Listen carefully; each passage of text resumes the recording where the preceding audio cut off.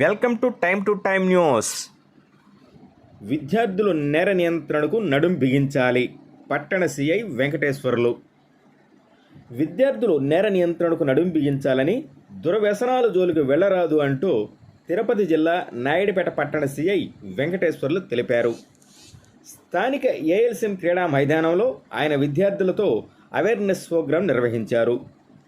నేటి బాలలే రేపటి పౌరులు. బాల్యం నుంచే మంచి అలవాటు నేర్చుకుని సమాజాన్ని ముందుకు తీసుకెళ్లాలని ఆయన కోరారు.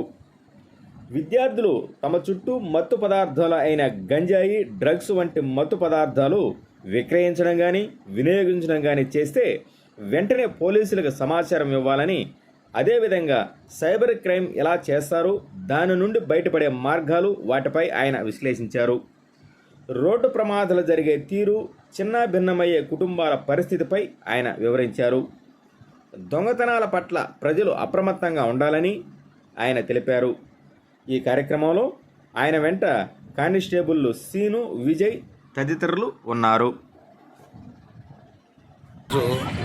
మా జిల్లా ఎస్పీ గారి ఆదేశాల ప్రకారం, అలాగే మా డిఎస్పీ గారి సూచనల మేరకు ప్రతిరోజు కూడా జనాలతో ఇంటరాక్ట్ అయ్యి వాళ్ళకి కొంత అవేర్నెస్ కార్యక్రమం చేపడుతూ ఉన్నాము.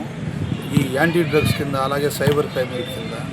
సో ఈ గ్రౌండ్లో పిల్లలంతా రెగ్యులర్గా ఆడుతూ ఉంటారు కాబట్టి చుట్టుపక్కల ప్రాంతంలో కూడా కొంత గతంలో గంజాయి పెడ్లర్స్ కానీ కన్జ్యూమర్స్ కానీ ఉన్నారు. వీళ్ళందరినీ ఒకసారి కౌన్సిలింగ్ చేయడం జరిగింది.